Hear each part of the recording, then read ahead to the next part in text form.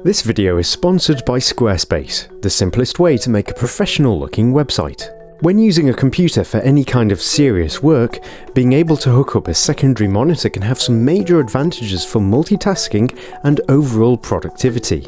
It's one of those things that you can't do without once you start using it.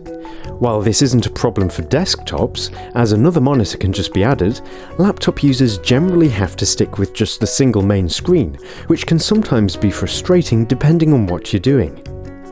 So in this video, we'll be building a DIY secondary monitor for laptops, using recycled parts to keep the cost low, perfect for anybody on a budget.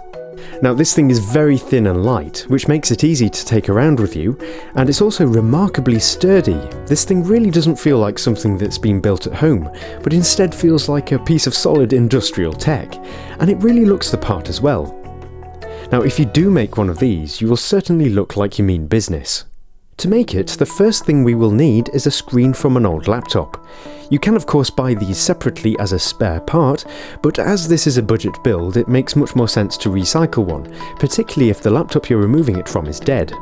To get it out is just a case of removing the screen bezel and then unscrewing the panel itself.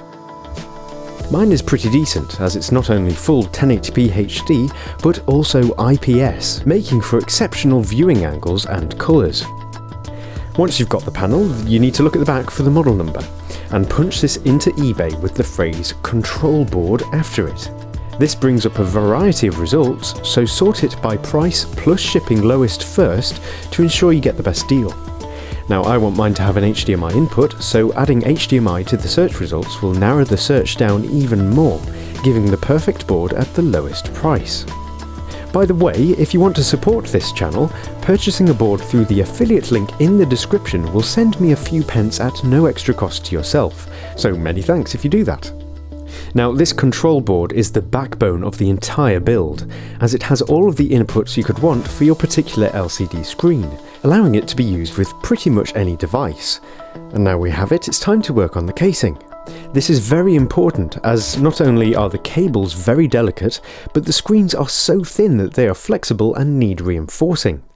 To do this, we can get some thin board, 6mm MDF in my case, and cut it down to match the size of the monitor.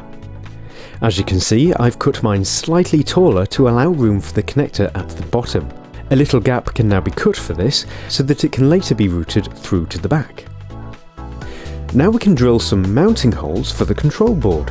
Keep in mind, however, that these holes need to be countersunk on the front side so that the screw heads won't be in the way of the screen fitting flush later. Now this being a DIY perks project, we want it to look cool afterwards, so what we'll be using to give it an industrial look is some vinyl wrap. This stuff mimics carbon fibre, so its texture changes depending on the angle you look at it from. It's very cool stuff, and you can find links to it in the description. This can now be stuck to the board, using a hairdryer to soften the adhesive for a more secure fit. As this wrap covers the mounting holes, we need to use a sharp point to punch through it, and then insert the screws from the other side. These can now be tightened onto some short PCB standoff pillars. The control board should now fit nicely on top of these, and to secure it in place we'll need some more of them, this time much longer, with both ends being female. As you can see, the tops of these standoffs sit above the components on the board itself. The button board too can be mounted, only this time secured in place with some nuts. We can now make a little cover for the main PCB using a very thin piece of board, again wrapping it in vinyl, which can then be screwed on top to protect the circuitry. The wire too can be protected by using some cable sheathing, which also adds to the industrial look. Now as this cable runs through to the front, we can use some more thin board to build up a surround around it, so that later we can encase it entirely underneath a piece of thin aluminium. With that done, we can now mix some fast drying epoxy and use it to stick the vinyl wrap down along the edges. While the wrap's adhesive is decent enough, using this epoxy will ensure that it'll never peel away. Once it's dried, the excess can be trimmed off with a knife. Now it's time to stick on the screen itself with some more dabs of epoxy on the edges. It's a good idea to add some underneath the cable too, as this will ensure that it can never become loose. Once this is all dried, we can add some masking tape along the edges of the screen. This is because we're going to again use some epoxy to stick down some thin strips of vinyl along the edges and down the sides, and the masking tape ensures that no epoxy will stray onto the screen itself. Looking good. Now we can stick down that thin piece of aluminium I mentioned earlier. As you can see, it has first been wrapped in vinyl before being added. The excess wrap can again be folded over the bottom edge and stuck down with, you guessed it, epoxy, finishing it off by trimming it down with a knife. The wire too can be glued in place on the back. And with that, the screen is almost complete, but as you can see, it still needs some kind of support so that it can remain upright on its own. To do this, we can recycle the hinges from the laptop the monitor came from. These are quite stiff, so are ideal for our needs. To mount them, we can simply drill some holes through the front and then screw them in place. The monitor is now complete. Now it can be plugged into the laptop. As the screen needs 12 volts for power, we can hook it up to a power adapter as well, although there is a way you can power it from the laptop itself, which I'll get to in just a minute.